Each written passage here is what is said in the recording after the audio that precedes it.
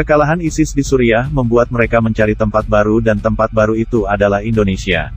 Rangkaian peristiwa demonstrasi, kekerasan, aksi teror dengan bendera dan atribut ISIS yang marak sejak 2017 menjadi tanda bahwa ISIS sudah cukup punya pendukung di Indonesia. BUMN menjadi tempat yang paling subur terhadap gerakan radikal yang senafas dengan ISIS. Beberapa peristiwa ditangkapnya petinggi dan karyawan BUMN terkait terorisme di Banten, Cirebon, Sumatera Selatan dan Riau menjadi bukti bahwa gerakan radikalisme bersembunyi di BUMN. BNPT mensinyalir bahwa sekitar 2 juta orang di BUMN berpotensi terpapar radikalisme. Sementara data BUMN Watch mengatakan bahwa 20% pegawai BUMN sudah terlibat radikalisme. BIN juga mensinyalir sekitar 41 masjid di BUMN sering digunakan oleh kelompok-kelompok radikal. Tidak hanya itu, Wasekjen PBNU menyatakan bahwa kelompok khilafah hidup dari CSR BUMN dan data GP Ansor menyebutkan banyak pejabat teras BUMN dukung khilafah, sementara Direktur Said Akil Siraj Institute pada Juni tahun 2020 menyatakan bahwa orang-orang pro-khilafah hidup nyaman di BUMN. Bocornya data pribadi Denny Siregar di Telkomsel juga menjadi fakta bahwa kelompok radikal sudah menguasai data-data pribadi semua pengguna Telkomsel. Boleh jadi besok atau lusa, saya, kamu, teman atau keluarga kita, akan menjadi korban seperti Denny Siregar atau mungkin lebih dari itu. Hingga saat ini, Menteri BUMN Erick Thohir tidak melakukan tindakan tegas dan nyata untuk membersihkan kelompok radikal di BUMN.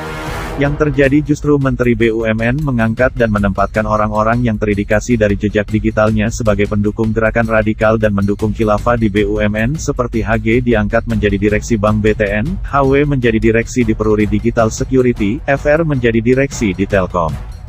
Banyak pihak menduga bahwa rangkaian demonstrasi dan acara-acara yang dilakukan kelompok radikal dan pendukung khilafah juga didanai oleh para pejabat dan pegawai BUMN sebagaimana peristiwa tertangkapnya donatur teroris di Banten dan Riau.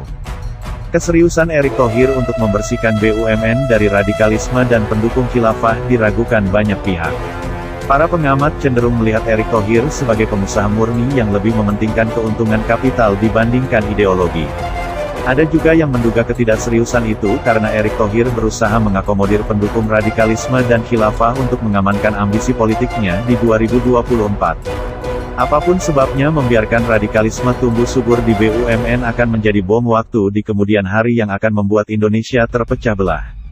Demi negara, konstitusi, ideologi dan keselamatan rakyat, maka Presiden Jokowi harus melakukan evaluasi menyeluruh terhadap kebijakan Menteri BUMN dalam penempatan direksi, komisaris dan penerimaan pegawai di BUMN kalau perlu dengan melibatkan BIN dan BNPT serta melakukan screening ideologi, memeriksa rekam jejak digital, aliran uang dan membuka arsip-arsip wajah mereka yang terlibat dalam demonstrasi-demonstrasi kelompok radikal dan pendukung khilafah.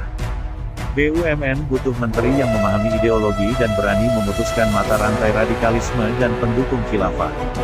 Karena ketidakberanian Menteri BUMN untuk membersihkan BUMN boleh jadi kelak akan dibayar oleh tragedi kemanusiaan yang memakan korban darah dan jiwa banyak anak bangsa. Bersihkan BUMN sekarang juga atau kelak, Indonesia akan terpecah belah. Bila Erick Thohir tidak membersihkan radikalis dan pendukung khilafah di BUMN, maka sejarah akan mencatat bahwa Erick Thohir adalah bagian dari kelompok radikal dan pendukung khilafah atau setidak-tidaknya bagian dari simpatisan. Terima kasih telah mendengarkan dan menyebarkan pesan perjuangan ini. Dari kami Anonimus Nusantara.